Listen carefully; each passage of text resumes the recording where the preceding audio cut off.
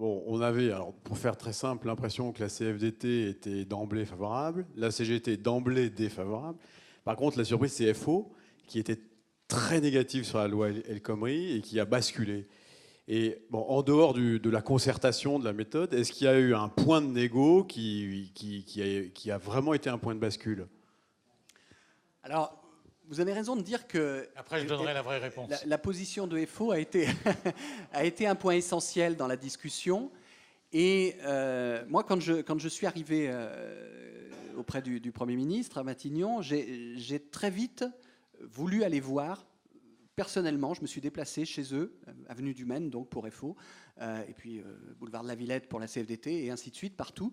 Aller voir chez eux les leaders syndicaux pour tout de suite faire un tour d'horizon et voir un peu quelle était la température, dresser un peu l'état des lieux par rapport à ce qui allait être possible ou moins possible. Bon. Et très vite, nous avons collectivement mesuré le fait que, je vais reprendre une expression qu'un journaliste a repris dans un article récent justement sur FO, que FO voulait être dans le train. FO voulait monter dans le train et être dans le train. Que FO ne voulait pas revivre ce qu'ils avaient vécu au moment de la loi El Khomri, et ce qu'ils avaient durement vécu d'ailleurs, hein, qui était d'être dans une posture, je dirais, de contestation uniquement, et du coup d'être pas considéré comme étant quelqu'un avec qui on pouvait construire quelque chose. Donc Jean-Claude Mailly, dès les premières rencontres, a dit qu'il souhaitait, dès lors bien évidemment qu'on respecterait un certain nombre de lignes jaunes, hein, qu'il a mis en avant, hein, et que dès lors également que le processus serait un vrai processus de concertation, il souhaitait participer jusqu'au bout à ce processus. Alors, il a fallu donner quelques gages au début du fait que, parce que les paroles ne suffisent pas, comme vous le savez, en la matière, il n'y a pas d'amour, il n'y a que des preuves d'amour, hein, donc il faut montrer que l'on voulait s'engager là-dedans. Et le premier gage qu'on a voulu donner en la matière, ça a été de distendre un petit peu le calendrier. C'est-à-dire, très vite, le Premier ministre a annoncé que la concertation durerait avec l'idée d'aller une date escomptée de parution des ordonnances à la fin de l'été, en indiquant que l'été se terminait au 21 septembre. Donc très vite, il n'y a pas eu de réforme du rythme des saisons. Alors, il se trouve que comme le Conseil des ministres a été décalé d'un jour, finalement, c'est les ordonnances du 22. Donc, on n'a pas respecté cet engagement. On en est désolé, à un jour près. Mais très vite, donc, a été donné comme gage le fait que le calendrier était un petit peu distendu et que ça ne serait pas un truc qui sortait en plein cœur de l'été, au début du mois d'août, hein, avec le souci de se planquer pour aller vite, pour éviter les manifs, quoi. Et que vraiment on assumait et qu'on menait une vraie concertation avec donc une sortie, pas trop lointaine, parce qu'il fallait quand même mener ça activement et rondement, mais une sortie à la fin de la période, du cœur de la période estivale, hein, donc au mois de septembre. Ça a été le premier gage.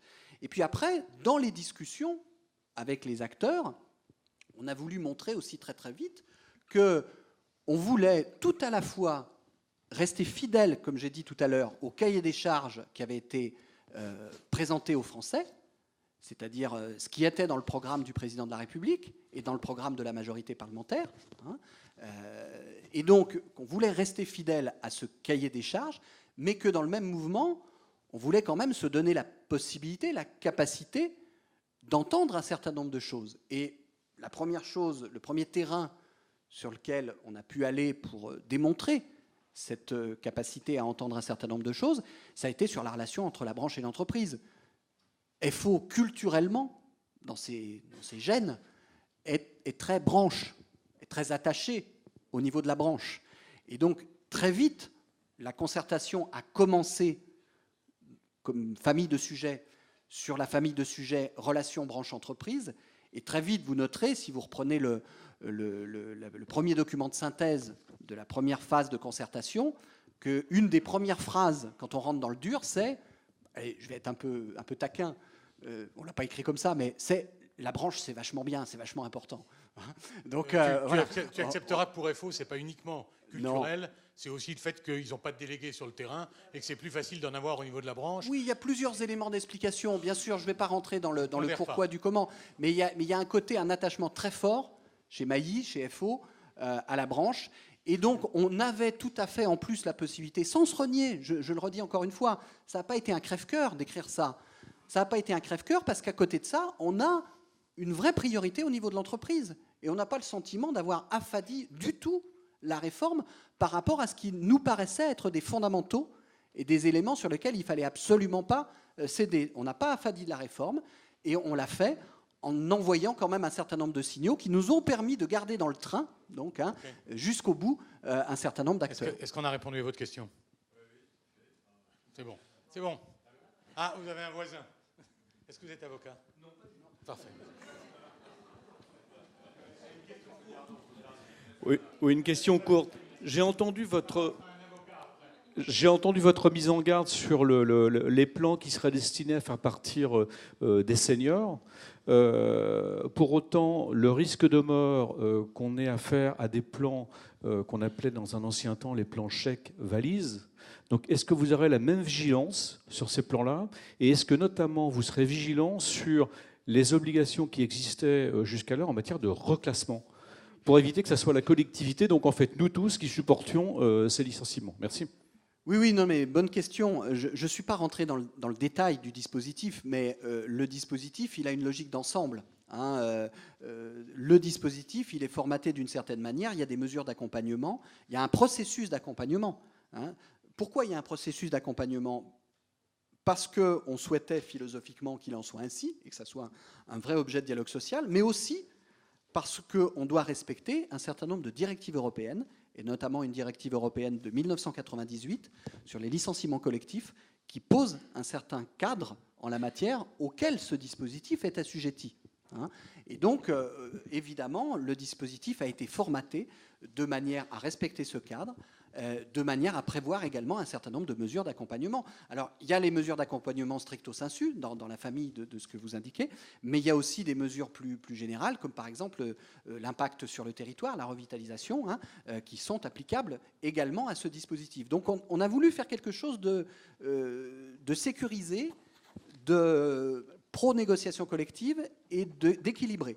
Voilà, si je peux me permettre, ce que vous indiquez dans la gestion des emplois et des parcours professionnels est vraiment de nature en amont ou enfin, dans l'interstice de ces projets de réorganisation et des problématiques de reclassement stricto sensu qui se poseraient, c'est vraiment de participer à un changement du cadre de référence par rapport à la mobilité. Je crois que c'est vraiment essentiel. Oui, parce que c'est un outil de gestion prévisionnelle. C'est un outil de gestion prévisionnelle et ça doit être pris comme tel. Et nous, on doit vraiment travailler en ce sens sur le terrain auprès des perceptions des gens.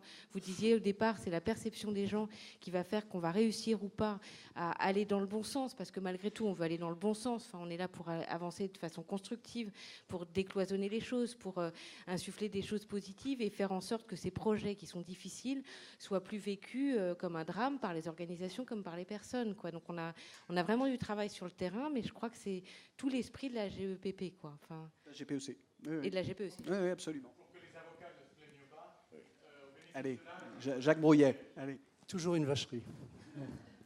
Je revendique mon âge et je revendique ma profession.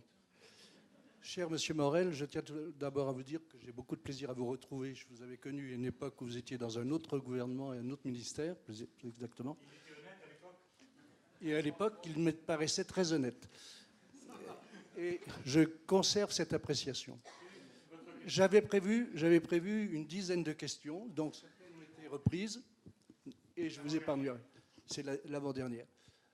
Justement, en ma qualité d'avocat, j'ai été surpris, pour ne pas dire choqué, par deux dispositions sur lesquelles vous n'êtes pas revenu et sur lesquelles j'aimerais avoir votre avis. Premièrement, la possibilité qui sera désormais donnée à un employeur de modifier la lettre de licenciement ou de la préciser après l'avoir envoyée. Ce qui choque les anciens dont je fais partie, pour lesquels la lettre de licenciement figeait le motif réel et sérieux et on ne pouvait pas apporter d'autres éléments au cours de l'audience. Que pensez-vous du risque pris par cette décision que je ne peux donc plus contester, de voir des contentieux se multiplier pour des salariés bien conseillés qui vont demander, eux, des précisions sur les motifs et que l'employeur sera soit en peine de donner, soit refusera de donner, soit cafouillera dans les données, ce qui ouvrira la voie à des dommages-intérêts. Et la deuxième qui va dans le même sens, je reprends parce que j'avais tellement de questions, c'est le modèle de lettre de licenciement proposé aux TPE et aux PME. Là encore, en ma qualité d'ancien, comme le dit Christian, et d'avocat, je suis un peu choqué, surpris, inquiet sur cette banalisation qu'on ouvre sur... je connais quand même pas mal de clients PME, qui vont croire remplir un formulaire et être couverts par ce formulaire, vont peut-être même croire pouvoir se passer d'un avocat, ce qui est une hérésie.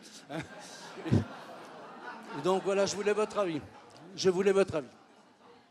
Alors, premier élément de réponse, vous aurez noté qu'entre le texte entré du Conseil d'État et le texte sorti du Conseil d'État, ce passage du texte a légèrement été nuancé et qu'il ne s'agit plus de compléter, mais qu'il s'agit uniquement de préciser. Pour des raisons que vous pouvez deviner au vu du fait que je viens d'indiquer que c'est suite au passage en Conseil d'État.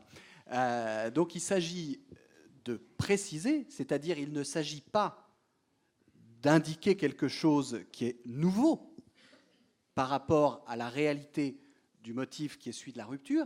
Il s'agit d'apporter un certain nombre de précisions sur le motif de la rupture pour compléter, en tout cas je dirais en élément d'information, mais pas en motif, pour compléter les informations qui ont pu être données par écrit, et qui est pleinement conforme aux textes, justement, aux textes internationaux, qui effectivement pose le principe selon lequel on a la possibilité de se défendre contre les allégations qui sont formulées à l'appui d'un projet de licenciement, puisque ces allégations, elles vont être exposées lors de l'entretien préalable de licenciement. Et donc elles vont être présentées lors de l'entretien préalable de licenciement, ça continuera d'être le cas, elles vont se refléter ensuite dans la lettre, et on aura la possibilité de préciser la lettre pour indiquer un certain nombre de choses qui auraient été indiquées pendant l'entretien, mais qu'on ne retrouverait pas à l'identique dans la lettre. Sans rentrer trop dans le détail, parce que déjà là, je pense que j'ai été très alors je vais y venir, mais sans rentrer trop dans le détail, et ça me fait faire la transition avec le CERFA, cette mesure, en fait, c'est la mesure qu'on appelle, pour aller vite, fond-forme. C'est la mesure qui consiste à dire on va apporter de la sécurité aux entreprises, parce qu'elle fait écho, cette mesure, à un certain nombre de situations où des entreprises avaient été retoquées, le vivant très mal, pour des erreurs qui n'étaient pas des erreurs en réalité de fond, sur la réalité du motif du licenciement, mais qui étaient des erreurs de forme sur le déroulé du processus et sur la manière dont ce processus avait été plus ou moins bien maîtrisé. Donc sans rentrer dans le détail, l'idée c'est ça. Et le CERFA qui est loin d'épuiser le sujet, on est bien d'accord, et qui est un outil qui ne remplace absolument pas l'intégralité du processus, et notamment la nécessité, bien sûr, de l'existence d'une cause réelle et sérieuse qui demeure, mais c'est un outil qui va être mis à disposition des entreprises, toujours dans le même esprit. Voilà, j'ai essayé de ne pas être trop détaillé et trop précis dans la réponse. Y aurait-il une dernière question, madame? Vous nous direz uniquement si vous êtes avocate ou pas. Mais vous avez la parole, quoi qu'il arrive. Et après, je me réserve la toute dernière. Je ne suis pas avocate, je suis DRH. Deux petites questions très terre à terre. Que deviennent les commissions obligatoires du CE? Et deuxième question, avez-vous prévu des choses concernant les comités de groupe? Merci. Alors, réponse très simple. Les commissions obligatoires du CE, on les retrouve dans le CSE. Et sur les comités de groupe, on n'a pas modifié la réglementation sur les comités de groupe. Ce n'était pas dans le scope. Voilà. Alors, dernière, merci. D'abord, merci à toi. Mais attends, je voudrais quand même que tu nous ôtes d'un doute. Pourquoi vous n'avez pas touché au monopole syndical de la négociation? Pourquoi vous n'avez pas dit, non, mais l'idée n'est pas de supprimer, mais pourquoi vous n'avez pas essayé de faire converger? Puisque tu as été mêlé à l'histoire de la loi de août 2008, pourquoi vous n'avez pas dit ces 10% qui doivent être 10% des suffrages exprimés Pourquoi ce ne serait pas 20% des inscrits? Pourquoi vous n'avez pas essayé de renforcer la légitimité électorale Il y en a des qui ont camarades écrit là-dessus, syndiqués? d'ailleurs, qui ont fait des propositions là-dessus. Non, mais je voudrais savoir si vous avez été tenté. Je fais de l'autocritique. Vous avez écarté cette hypothèse. On n'y verrait que des avantages. Je ne propose pas qu'on négocie qu'avec des instances élues. Je voudrais qu'il y ait une légitimité électorale aux camarades syndiqués. Alors, la réponse, elle est la suivante. On a voulu... Et quoi qu'il arrive, on t'invitera à boire un pot au-dessus. Bon, c'est gentil. On a voulu être efficace dans la réponse que l'on apportait au regard de plusieurs paramètres, au regard du cahier des charges qui était le nôtre, qui n'incluait pas ça, déjà. Et donc, comme le cahier des charges n'incluait pas ça, parce que ce n'était pas dans le programme qui avait été adopté, validé par les Français à l'occasion des élections, il n'y avait pas cette tête de chapitre. Et donc, la question de l'efficacité, elle était, quelle est la mesure que l'on peut intégrer dans le paquet d'ensemble des mesures de l'ordonnance, qui aura des vrais effets, c'est-à-dire qui va permettre aux entreprises de plus adapter les règles à leur situation propre, dans le cadre d'une démarche négociée, et qui, dans le même mouvement, peut être adopté, peut avoir une vraie légitimité et être adopté. Et dans ce cadre-là, on s'est dit, il y a deux questions qui vont se poser, c'est est-ce qu'il faut élargir les capacités de négociation quand il n'y a pas de syndicat dans les PME, et est-ce qu'il faut le faire dans les TPE? Et très clairement, l'arbitrage qui a été fait, très clairement, c'est les TPE. Pourquoi les TPE? Parce que dans les discussions qu'on a eues avec les organisations syndicales, très vite a été présenté comme une ligne rouge le fait d'aller sur un terrain d'extension des possibilités de négociation dans des entreprises où les organisations syndicales étaient présentes et disposaient de délégués syndicaux. Et disposaient de délégués syndicaux, d'ailleurs, avec une capacité d'intervention fondée sur un certain nombre de textes internationaux, d'ailleurs, et européens, qui sont applicables à la France. Et avec une vraie légitimité, en plus réformée par la loi de 2008 et confortée depuis, en tout cas juridiquement. Donc, on n'a pas voulu aller sur ce terrain-là et on s'est dit quel est le terrain sur lequel il y a une vraie efficacité, un vrai besoin d'assouplir les règles. Ce sont les entreprises où, pour le coup, il n'y a pas.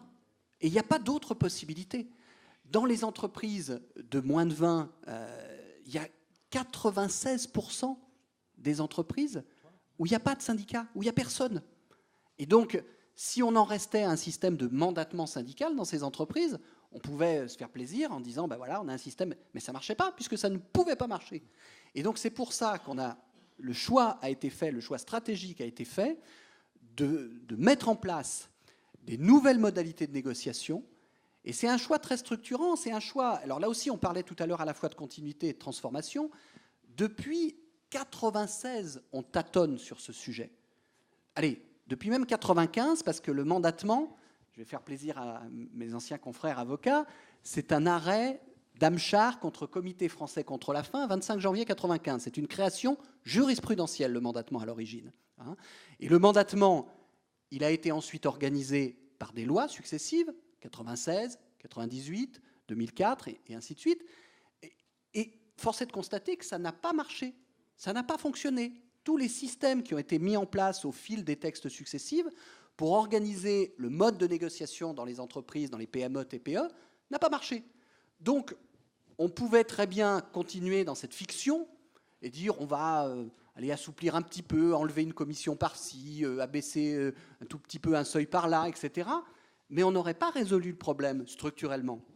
Il fallait donc trouver une solution vraiment différente. Et la solution vraiment différente qu'on a trouvée, c'est dans les TPE jusqu'à 20, la consultation du personnel aux 2 tiers. Alors on va nous dire, ah oui, mais alors dans les TPE, ça va être signé en bas à droite, sinon t'es viré.